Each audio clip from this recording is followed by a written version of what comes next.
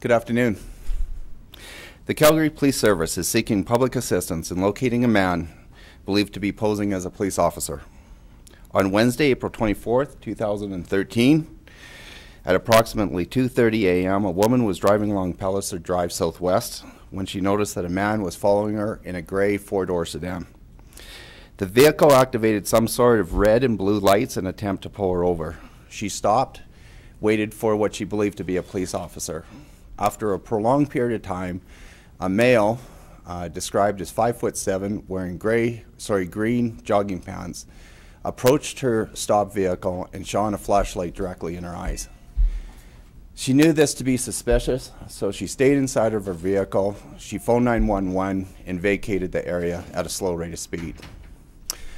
Officers at the Public Safety Unit advised her to go to the nearest district office, where she waited for police to respond.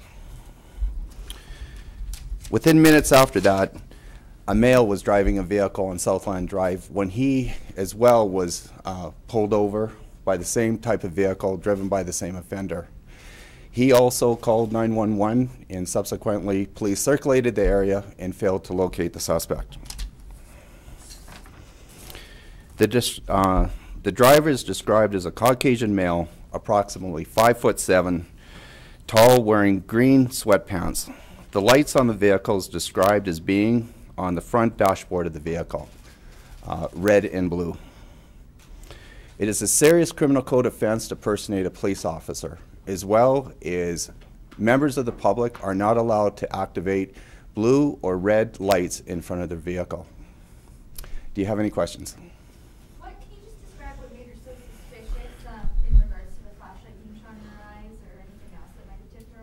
Yes. First of all, the male did not approach her quickly, did not identify himself as a police officer, and used a flashlight to directly eliminate the flashlight into her eyes.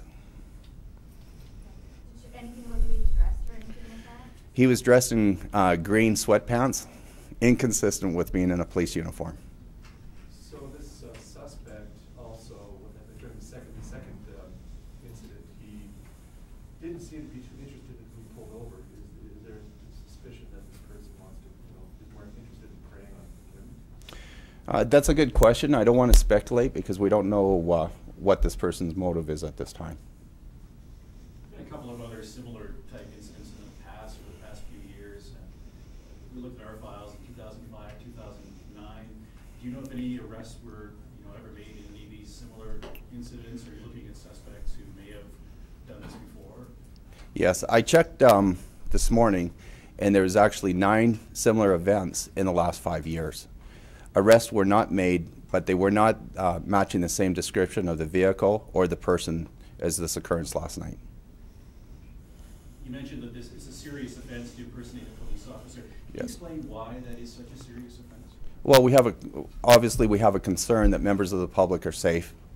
We want to reiterate that any time that a police officer is going to pull over a member of the public, they're going to identify themselves as a police officer. Normally they'll be in full uniform or they'll have police identification. The vehicles will be marked. They'll be black and white, blue and white, or unmarked. But again, we will make sure that the person that we're dealing with knows that we are the police. Is it difficult at all to get these flashing lights that you put on your dashboard, or how accessible are they? I'm not aware of where people would get them from, but I have seen them for sale in the States. And obviously people are getting a hold of them some way. Sorry if you already said this, but what sort of vehicle was he in? It was a gray or silver four-door sedan. So these lights are illegal to purchase? It's not fair to say. To my knowledge, they're not illegal to purchase, but they are illegal to display. Can you say where the woman was going? Was she headed home or? She was driving in the southwest quadrant of the city. That's all I talk about at this time. By herself? She was. So he didn't say anything? No, there was no conversation at all. I want to just compliment the individual who was obviously very aware of her surroundings. She absolutely did the right thing by phoning the police to verify if in fact that this was a legitimate traffic stop, which it wasn't. And we want to encourage members of the public that if they have a concern like that, they can phone 911 and we'll be more than willing to assist them to verify that it is in fact the police that are trying to stop them. So these drivers did the right thing then? They did, absolutely. So there's absolutely no idea what the motive No, I don't want to speculate on why the person tried to do it. So far as leads go, is there the vehicle description and the suspect description? Is there any video surveillance in those areas or anything like that? What do you have for leads? There was no video surveillance. We dispatched vehicles immediately to the scene, and we failed to locate a suspect at this time. How common is this kind of thing? Like I said before, we've had 9 incidences in the last 5 years, none of which match the same description of the vehicle or the suspect as the last 9.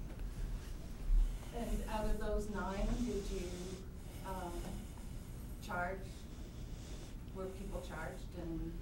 No, they weren't, and none of them resulted in threats directly to members of the public.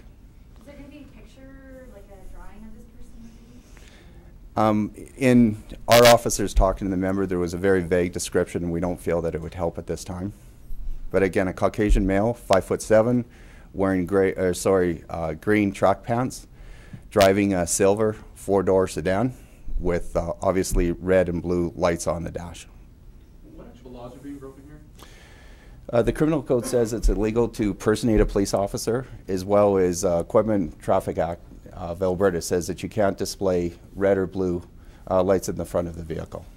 Was there any indication this person might have been intoxicated or South American? None of that was indicated to us.